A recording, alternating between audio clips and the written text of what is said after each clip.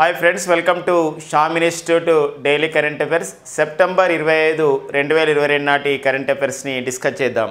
మరి September 25, so the importance of the September 25, so మనకు 2 importances ఉన్నాయి. ఒకటి ఏంటంటే ఒక దినోత్సవం పరంగా ఒక ఇంపార్టెంట్ డే కూడా ఉంది సెప్టెంబర్ 25న. సో మనకి ఒక భారతీయ జనసంఘ్ అంటే జనసంఘ్ పార్టీ ఒక వ్యవస్థాపనలో క్రియాశీలకమైన పాత్ర పోషించినటువంటి వారు సో పండిట్ దీన్ దయాళ్ పండిట్ దీన్ దయాళ్ ఉపాధ్యాయ అని చెప్పేసి అంటారు. సో మరి అదే భారతీయ జనసంఘ్ అనేది ఏదైతే ఉందో ఆ తర్వాత కాలంలో జనసంఘ్ పార్టీ మనకి భారతీయ జనతా పార్టీగా సో కావడం అనేది జరిగింది. సో ఆ నేపథ్యంలో మరి పండిట్ దీన్ దయాళ్ ఉపాధ్యాయ్ జయంతిని ఏదైతే సెప్టెంబర్ 25 ఉందో మరి సెప్టెంబర్ 25 పండిట్ దీన్ దయాళ్ జయంతిని మనం ఎలా నిర్వహించుకుంటున్నామంటే సో అంత్యోదయ దివస్గా నిర్వహించుకుంటారంట. అంత్యోదయ దివస్ సో అన్ని వర్గాల వారికి సో పర్టికులర్గా పేదలకు అందరూ కూడా న్యాయం జరగాలి, వారికి సరైనటువంటి అంటే ప్రభుత్వ పథకాలు సరిగా చేరాలి, వారు ఆ పేదరికం నుండి విముక్తి కావాలి. ఇలాంటి నేపథ్యంలోనే సో అంత్యోదయ దినోత్సవాన్ని నిర్వహించుకుంటున్నారన్నమాట. మనం కనుగొనడానికి ఉంటుంది ఎవరి యొక్క జయంతిని సెప్టెంబర్ 25ను అంత్యోదయ దినోత్సవం జరుపుకుంటామంటే పండిట్ దీన్ దయాళ్ ఉపాధ్యాయ్ గారి యొక్క జయంతిని మనము అంత్యోదయ దినోత్సవంగా జరుపుకుంటారు. ఇది ఒక ఇంపార్టెన్స్ మనకుంది. సో సెప్టెంబర్ 25 మరి ఈరోజు సెప్టెంబర్ 25 మరో ఇంపార్టెన్స్ ఏంటంటే సో మనకి సెప్టెంబర్ 25, 2014 సంవత్సరంలో సో భారత ప్రభుత్వం సో మనకు ఒక కార్యక్రమాన్ని ప్రారంభించింది. భారతదేశంలో స్వదేశీయంగా పరిశ్రమలను ప్రోత్సహించాలి అనే ఉద్దేశంతో దేశంలో 25 రంగాల్లో 25 సెక్టార్లో సో భారత్లో తయారీ రంగాన్ని ప్రోత్సహించాలి. ఆ 25 రంగాల్లో తద్వారా మరి చాలామందికి ఉపాధి వస్తుంది, ఉత్పత్తి వస్తుంది. మనము వేరే దేశాలపైన ఆధారపడడం, వేరే దేశం నుండి మరి దిగుమతులను తీసుకోవడం అనేది తక్కువ అవుతుందనే ఉద్దేశంతోనే సో సెప్టెంబర్ 25, 2014న మేక్ ఇన్ ఇండియా అనే కార్యక్రమాన్ని ప్రారంభించడం జరిగింది. 25 రంగాల్లో పరిశ్రమలను ప్రోత్సహించడం దీని యొక్క ప్రధాన ఉద్దేశం. కాబట్టి మనకి సెప్టెంబర్ 25 సంబంధించిన ఇంపార్టెన్స్ మనకు ఇక 2014లో ప్రారంభించారు ఈ యొక్క కార్యక్రమాన్ని. 2014లో మరి సెప్టెంబర్ 25, 2022 అనేది మనకి ఇక్కడ సో మనకి ఇక్కడ 8 years మరి కంప్లీట్ అవుతున్న పరిస్థితి మనకు ఉంటుంది. కాబట్టి సో ఆ నేపథ్యాన్ని మనం తెలుసుకోవాల్సిన అవసరం అనేది ఉంటుంది. మేక్ ఇన్ ఇండియా కార్యక్రమం ఎప్పుడు ప్రారంభించబడిందంటే సెప్టెంబర్ 25, 2014. సో అది నేపథ్యం అండి. 2 ఇంపార్టెన్స్ సెప్టెంబర్ 25, 2014లో అయితే మనకు మేక్ ఇన్ ఇండియా కార్యక్రమం ప్రారంభించబడింది భారత ప్రభుత్వం చేత. సో ఆ నేపథ్యానికి 8 సంవత్సరాలు కంప్లీట్ అవుతున్నాయి. సెప్టెంబర్ 25 పండిట్ దీన్ దయాళ్ ఉపాధ్యాయ్ జయంతిని మనం ఎలా నిర్వహిస్తున్నామంటే ప్రతి సంవత్సరం సెప్టెంబర్ 25ను అంత్యోదయ దివస్గా నిర్వహించుకోవడం అనేది జరుగుతుందండి. ఇక నెక్స్ట్ వచ్చేసి ఫ్రెండ్స్ మనకి ప్రతిసారి కూడా సెప్టెంబర్ 3వ వారంలో మనకి సో ఐక్యరాజ్య సమితి సాధారణ సమావేశం అనేది జరుగుతుంది. మరి ఐక్యరాజ్య సమితి సాధారణ సమావేశం ఈసారి సెప్టెంబర్ 3వ వారంలో ప్రారంభమైంది, సో కొనసాగుతూ ఉంది. మరి ఈ సెప్టెంబర్ 3వ వారంలో ప్రారంభమైనటువంటి ఈ ఐక్యరాజ్య సమితి సాధారణ సభ సమావేశం దీన్ని మనము 77th ఇది ఒక 77వ ఐక్యరాజ్య సమితి యొక్క 77వ సాధారణ సమావేశం మరి ప్రారంభమైంది. సో దేశాధినేతలు మాట్లాడుతున్నారు, అందరికీ కూడా అవకాశం వస్తుంది. అయితే మన భారతదేశం తరపున ఈసారి ఐక్యరాజ్య సమితి సాధారణ సమావేశానికి ఎవరు హాజరయ్యారంటే గత కొన్ని సంవత్సరాలకైతే కోవిడ్ వల్ల లాస్ట్ 2 years మనకి ఇది వర్చువల్ ద్వారా జరిగినప్పటికీ ఈసారి మనకి ఇక్కడ మనకి ప్రత్యక్షంగా జరుగుతుంది. ఈసారి మరి న్యూయార్క్లో జరుగుతున్నటువంటి ప్రతి సంవత్సరం కూడా అక్కడే జరుగుతుంది ఐక్యరాజ్య సమితి సాధారణ సమావేశం. కారణం ఏంటంటే ఐక్యరాజ్య సమితి united nations of the organization యొక్క ప్రధాన కార్యాలయం అనేది కూడా న్యూయార్క్లోనే ఉంది. 1945 అక్టోబర్ 24 అది ఏర్పాటు చేయబడింది. ఐక్యరాజ్య సమితి ప్రధాన అంగాల్లో ఒకటి మనకు ఐక్యరాజ్య సమితి సాధారణ సభ, దాన్ని మనం యుఎన్జిఏ అంటాం. యుఎన్జిఏ అనగా యునైటెడ్ నేషన్స్ ఏదండి యునైటెడ్ నేషన్స్ జనరల్ అసెంబ్లీ అని చెప్పేసి అంటాం. United nations general assembly. మరి ఐక్యరాజ్య సమితి సాధారణ సభకి అధ్యక్షుడి యొక్క పదవి కాలం ఒక సంవత్సరం మాత్రమే ఉంటుంది. మరి ఈసారి 77వ ఐక్యరాజ్య సమితి సాధారణ సభకి అధ్యక్షుడిగా ఎవరు ఆ విధంగా నియమితులు కావడం జరిగింది, ఎవరు ఆ విధంగా ప్రమాణ స్వీకారం చేశారు, ఎవరున్నారంటే వారే ఒకరు చూసినట్లయితే సాబా కొరోసి. మరి సాబా కరోసి అనేవారు హంగేరి దేశం చెందినవారు. హంగేరి దేశంలో విదేశాంగ మంత్రి కూడా పనిచేశారు. వీరు ఐక్యరాజ్య సమితికి సాధారణ సభకి నూతన అధ్యక్షుడిగా వీరు నియమితులు కావడం అనేది జరిగింది. ఎవరి ప్లేస్లో వచ్చాడు ఈ సాబా కరోసి అంటే వీరు అబ్దుల్ షాహిద్ ప్లేస్లో వచ్చారు. సో మనకి ఇక్కడ 77వ అంటే ఐక్యరాజ్య సమితిలో 77వ సాధారణ సభకి అధ్యక్షుడిగా నియమితులైన వారు సాబా కరోసి. ఎవరి ప్లేస్లో వచ్చారంటే అబ్దుల్ షాహిద్. అబ్దుల్ షాహిద్ ఏ దేశం చెందినవాడంటే మాల్దీవుల దేశానికి. సో ఆ నేపథ్యాన్ని ఇక్కడ చూసుకోవాల్సిన అవసరం అనేది ఉంది.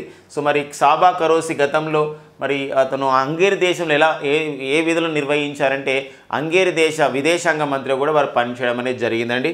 సో ఇది మనకు మరి 77వ ఐక్యరాజ్యసమితి సాధారణ సభ సమావేశం యొక్క ఇతివృత్తం ఏమి ఇవ్వడం జరిగిందంటే ఏదైతుందో ఈ watershed moment transformative solution to the interlocking challenges. మరి ఎన్నో ఛాలెంజెస్ ఉన్నప్పుడు కూడా వాటిని మనం ఈ యొక్క వాటర్ షెడ్ని ప్రోత్సహించాలి. ఇది ఒక ఉద్యమంలా ఉండాలి.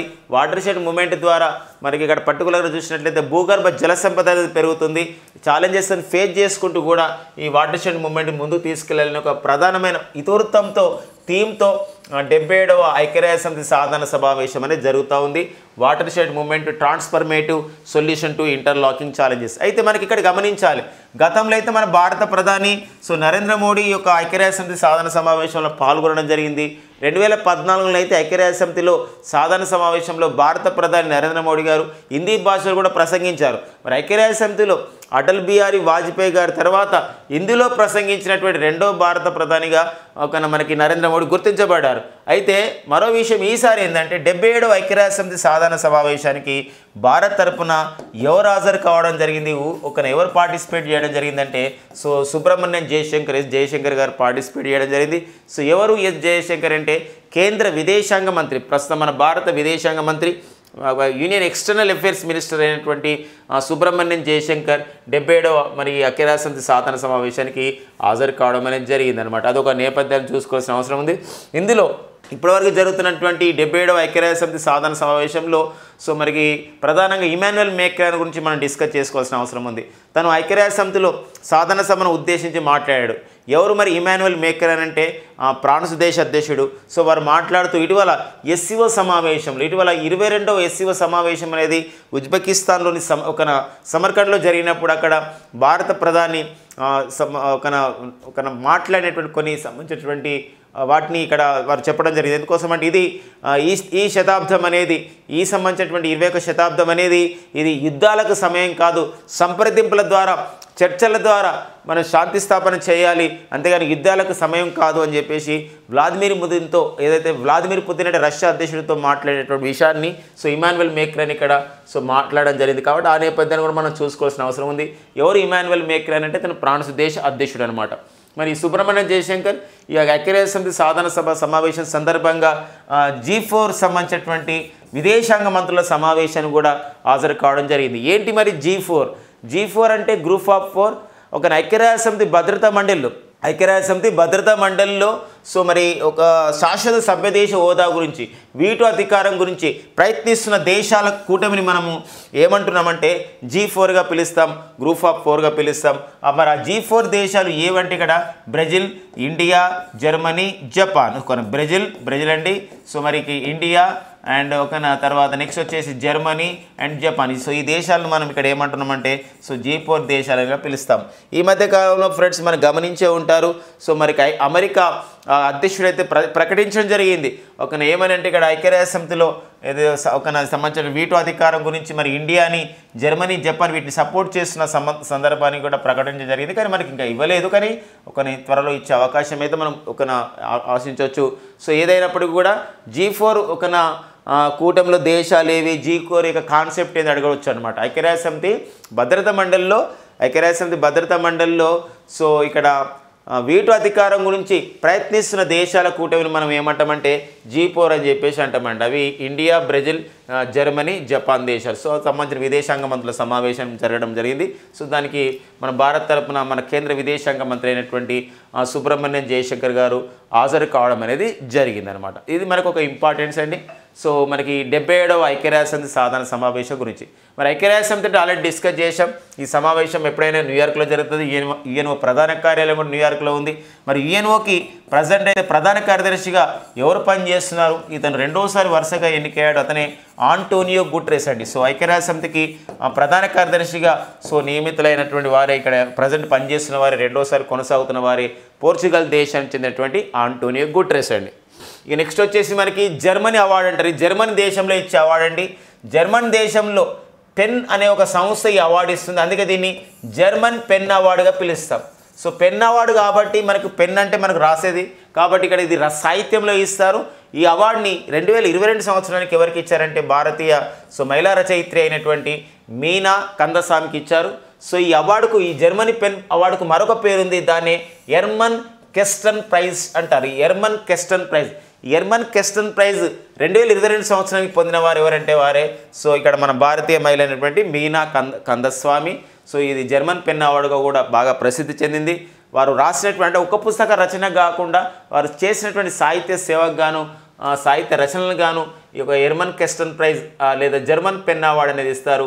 మరి ఇది మీనా కందస్వామికి వారి రచనలలో చాలా ఫేమస్ అనేవి మనం చూస్తే ద జిప్సీ గాడెస్, ఇదండి the gypsy goddess, when I it you are అనేది, and miss militancy a portrait of the writer as a young wife. ఏదండి ఇది ఒక పుస్తకం అండి. మొత్తం 4 పుస్తకాలు చాలా పాపులర్ అయినాయి.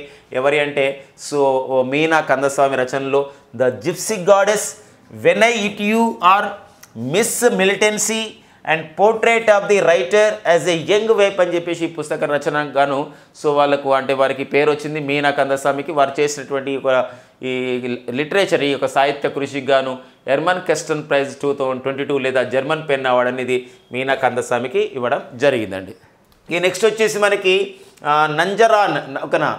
నంజరాయన్ ట్యాంక్ అంటామండి. ఈ నంజరాయన్ ట్యాంక్ అనేది మనకు తమిళనాడులో ఉన్న ప్రాంతం. ఈ తమిళనాడులో ఉన్నటువంటి ఒక పర్యావరణ ప్రాంతం. దీన్ని మనము సర్కార్ పెర్లియపాలెం రిజర్వాయర్ అని కూడా పిలుస్తాం. సర్కార్ పెర్లియపాలెం, ఏదండి పెర్లియపాలెం రిజర్వాయర్ అని చెప్పేసి అంటాం. ఇది ఇక్కడ చాలా సంబంధించినటువంటి పక్షులు కానివ్వండి, జంతువులు కానివ్వండి, ఇవన్నీ కూడా అక్కడ జీవ వైవిధ్యం కాపాడబడుతుంది. జంతువులు ఉన్నాయి అక్కడ. అలాంటి సంబంధించినటువంటి దాన్ని తమిళనాడు ప్రభుత్వం బర్డ్ శాంక్చురీగా, అంటే ఎన్నో సంబంధించిన బర్డ్స్ అక్కడ ప్రొటెక్ట్ చేయబడుతున్నాయి కాబట్టి ఒక పక్షుల అభయారణ్య ప్రాంతంగా ప్రకటించడం జరిగింది. ఇలా తమిళనాడులో 17వ బర్డ్ శాంక్చురీగా, 17వ పక్షుల అభయారణ్య ప్రాంతంగా ప్రకటించబడింది నంజరాయన్ ట్యాంక్. దానికి మరొక పేరు సర్కార్ పెర్లియపాలెం రిజర్వాయర్ అండి. ఇది సర్కార్ పెర్లియపాలెం రిజర్వాయర్. ఎందుకో తమిళనాడు ఈ మధ్యలో ఇలాంటి న్యూస్లో మనకు ఉంది. భారతదేశంలో తొలిసారిగా డ్యూగాంగ్ అనే సంరక్షణ కేంద్రాన్ని, డ్యూగాంగ్ అనే జంతువుల సంరక్షణ కేంద్రాన్ని, వైల్డ్ లైఫ్ శాంక్చురీని కూడా తమిళనాడు రాష్ట్ర ప్రభుత్వం ఏర్పాటు చేసుకుంది. అంతేకాకుండా మరి 5 టైగర్ రిజర్వ్స్ తమిళనాడు రాష్ట్రంలో ఉన్నాయి. అంతేకాకుండా మరో అంశం ఏంటంటే రామ్సార్ సైట్, చిత్తడి నేలలు, రామ్సార్ సైట్ల జాబితాలోకి రామ్సార్ ప్రాంతాలుగా ఎక్కువగా మొత్తం మన భారతదేశంలో మొత్తం 75 ఉంటే అత్యధికంగా 14 రామ్సార్ ప్రాంతాలను ఎక్కడ గుర్తించడం జరిగింది చిత్తడి నేలల సంరక్షణ గురించి కేంద్ర అటవీ పర్యావరణ మంత్రిత్వ శాఖ అంటే అది తమిళనాడులో గుర్తించడం జరిగింది. చిత్తడి నేలలు రామ్సార్ సైట్లను ఎక్కడ గుర్తించడం జరిగింది. చిత్తడి నేలల సంరక్షణకు ఉద్దేశించినటువంటి రామ్సార్ సైట్లను ఎక్కువగా మన దేశంలో అంటే తమిళనాడు 14, మరి 10 రామ్సార్ సైట్లు అయితే ప్రకటించారు. ఎక్కడంటే ఉత్తరప్రదేశ్లో వాటిని ప్రకటించడం అనేది జరిగిందండి. సో ఆ నేపథ్యాన్ని మనం ఇక్కడ చూసుకోవాల్సిన అవసరం ఉంది. తమిళనాడు విషయంలో నంజరాయన్ ట్యాంక్ని 17వ పక్షుల అభయారణ్య ప్రాంతంగా ప్రకటించడం జరిగింది. ఈ నెక్స్ట్ వచ్చేసి లస్సా ఫీవర్. సో మనకి ఈ మధ్య కాలంలో కరోనా తర్వాత వివిధ రకాలైనటువంటి సంబంధించినటువంటి వ్యాధులు వివిధ రకాలుగా ప్రబలుతూ ఉన్నాయి. సో మంకీ పాక్స్ వైరస్ అని పని ఈ మధ్యకాలంలో మనం చూసాం. సో మంకీ పాక్స్ వైరస్ కొన్ని దేశాల్లో ప్రబలింది. మంకీ పాక్స్ వైరస్ వల్లనైతే జూలై 23, 2022 ప్రపంచ ఆరోగ్య సంస్థ అయితే గ్లోబల్ హెల్త్ ఎమర్జెన్సీని కూడా రీసెంట్గా విధించింది. సో మరి ఈ మరొక ఫీవర్ అనేది, మరొక వ్యాధి అనేది, వైరస్ వ్యాధి మనకి న్యూస్లో ఉంది. నైజీరియా దేశంలో ఇటీవల ప్రబలుతున్నటువంటి ఒక వైరస్ వ్యాధి ఏంటంటే అది లస్సా ఫీవర్ అండి. ఇది లస్సా ఫీవర్. ఇది రక్తనాళాలకు సంబంధించి దానిపైన క్యాపిలరీస్ పైన దీనిపైన ప్రభావం చూపిస్తుంది, బ్లడ్ క్యాపిలరీస్ పైన, రక్తనాళాల పైన. సో ఇదే లస్సా ఫీవర్. ఈ లస్సా ఫీవర్ అనేది ఒక వైరస్ వ్యాధి.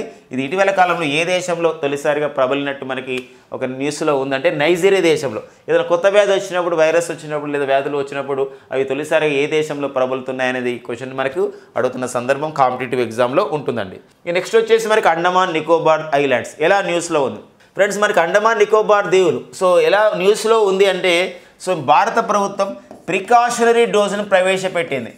ఏ విషయంలో ప్రికాషనరీ డోసును తీసుకుంటున్నారు? ఒక ప్రికాషనరీ వ్యాక్సిన్ డోస్ అంటే కరోనా నియంత్రణ విషయంలో. ఆల్రెడీ కరోనా నియంత్రణ విషయంలో మొదటి మరియు రెండో డోసుల తర్వాత 3వ డోసును మన భారతదేశంలో ప్రికాషనరీ డోసుగా పిలుస్తున్నాం. చాలా దేశాల్లో బూస్టర్ డోసుగా పిలిస్తే మనం ప్రికాషనరీ డోసుగా పిలుస్తున్నాం. ప్రికాషనరీ డోసుని 3వ కరోనా టీకా డోసుని ప్రారంభించిన తర్వాత 18 సంవత్సరాలు పైబడిన వారందరికీ 100% ఎవరైతే ఎలిజిబుల్ ఉన్నారో 18 సంవత్సరాలు పైబడిన వారందరికీ కూడా సో అక్కడ ఏం చేయడం జరిగింది అని చెప్పేసి అంటే అక్కడ 100% అక్కడ ప్రికాషనరీ డోస్ ఇవ్వడం జరిగింది. అలా గుర్తింపు పొందినటువంటి తొలి కేంద్రపాలిత ప్రాంతం వచ్చేసి అండమాన్ నికోబార్ ఐలాండ్స్. అంటే భారతదేశంలో కరోనా వ్యాప్తి నియంత్రణలో భాగంగా అమలు ఇస్తున్నటువంటి కరోనా టీకాలో 3వ డోసు లేదా ప్రికాషనరీ డోసు ఏదైతే ఉందో మొదటి 2 డోసుల తర్వాత ప్రికాషనరీ డోసుని 100% పూర్తి చేసుకున్నటువంటి తొలి కేంద్రపాలిత ప్రాంతం వచ్చేసేదండి అండమాన్ నికోబార్ ఐలాండ్స్ అనమాట. ఓకేనా. నెక్స్ట్ వచ్చేసి మనకి national cadet corps. So lieutenant general Gurbir Pal Singh ఎన్సీసీకి మనకి నేషనల్ కేడెట్ కార్ప్స్కి ప్రజెంట్ డైరెక్టర్ జనరల్గా పనిచేస్తున్నారు. నేషనల్ కేడెట్ కార్ప్స్ ఒక నిర్ణయం తీసుకుంది, ఒక కార్యక్రమాన్ని ప్రారంభించింది 2021 డిసెంబర్ 1న. పునీత్ సాగర్ అభియాన్ అంటాం. అంటే సాగర్ అంటే ఇక్కడ సముద్ర తీర ప్రాంతాల్లో ఈ ప్లాస్టిక్ వ్యర్థ పదార్థాలను పారివేస్తున్నారు. అలాంటి ప్లాస్టిక్ వ్యర్థ పదార్థాలని సేకరించి దాన్ని నిర్మూలన చేయాలి, ప్రజల్లో అవగాహన కల్పించాలనే ప్రధాన ఉద్దేశంతో పునీత్ సాగర్ అభియాన్ సాగర్ని పునీతం చేయాలి సముద్రాన్ని అనే ఒక కార్యక్రమాన్ని ప్రారంభించారు. ఈ కార్యక్రమంలో భాగంగా ఈ ప్లాస్టిక్ లేని సంబంధించినటువంటి మనకు బీచ్లు ఉండాలి, సముద్రాలు ఉండాలి, ప్లాస్టిక్ అలా పారబోయకూడదు, పాలిథిన్ కావాలని చెప్పేసి ఫ్రీ ప్లాస్టిక్ చేయడానికి, ప్లాస్టిక్ లేని ఆ యొక్క అవగాహన కల్పించడానికి ఎన్సీసీ సంస్థ యుఎన్ఈపితో ఒప్పందం చేసుకోవడం జరిగింది. ఇది అవగాహన ఒప్పందం చేసుకోవడం జరిగింది. దీన్ని మనం మెమరాండమ్ ఆఫ్ ది అండర్స్టాండింగ్ అంటాం. కాబట్టి ప్లాస్టిక్ వ్యర్థ పదార్థాల నిర్వహణ గురించి ఎన్సీసీ ఇటీవల ఏ సంస్థతో ఒప్పందం చేసుకుందంటే UNEP, united nations environment programme. Friends, మనందరూ కూడా తెలుసు, మన భారతదేశంలో అయితే జూలై 1, 2022 నుండి దేశవ్యాప్తంగా కూడా సింగిల్ యూజ్డ్ ప్లాస్టిక్ ఐటమ్స్ పైన నిషేధం విధించారు. 16 రకాలైనటువంటి సింగిల్ యూజ్డ్ ప్లాస్టిక్ ఐటమ్స్ పైన నిషేధించారు. ఆ నేపథ్యంలో ఈ పాయింట్ మనకు వెరీ వెరీ ఇంపార్టెంట్ అండి. ఎన్సీసీ అంటే నేషనల్ కేడెట్ కార్ప్స్. ప్రజెంట్ అయితే దీనికి లెఫ్టినెంట్ జనరల్ గుర్బీర్ పాల్ సింగ్ అనేవారు ప్రజెంట్ దీనికి డైరెక్టర్ జనరల్గా ఉన్నారు. మరి యుఎన్ఈపి అంటే యునైటెడ్ నేషన్స్ ఎన్విరాన్మెంట్ ప్రోగ్రామ్. మరి దీని ప్రధాన కార్యాలయం కెన్యా రాజధాని నైరోబిలో ఉంది. ఇటీవల జరిగినటువంటి కొన్ని కాంపిటేటివ్ ఎగ్జామ్లు అయితే ఎన్సీసీ ఎక్కడుందని అడిగాడు. ఎన్సీసీ అంటే నేషనల్ కేడెట్ కార్ప్స్ యొక్క ప్రధాన కార్యాలయం ఎక్కడుందని న్యూఢిల్లీ.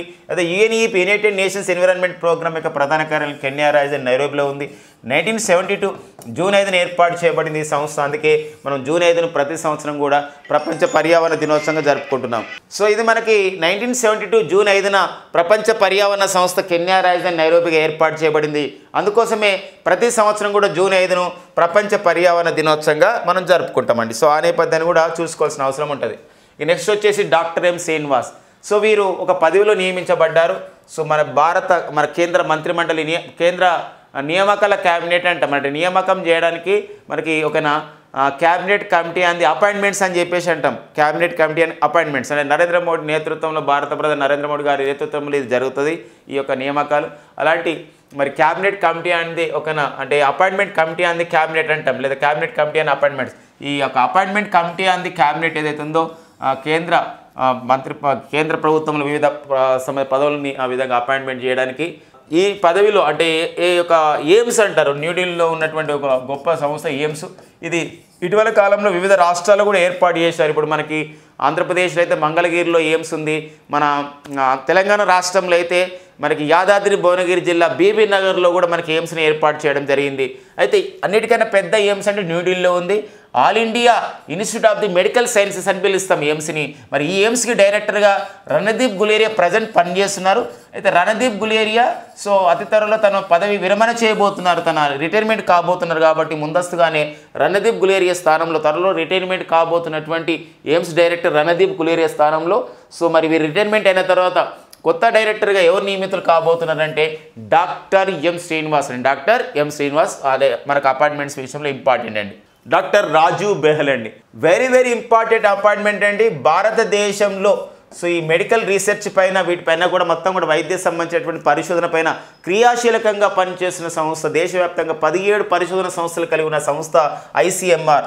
ICMR అనగా Indian council of the medical research. మరి Indian council of the medical రీసెర్చ్కి ఒక నూతన డైరెక్టర్ జనరల్గా ఎవరు నియమితులు కావడం జరిగిందంటే డాక్టర్ రాజు బెహల్ నియమితులు కావడం జరిగింది.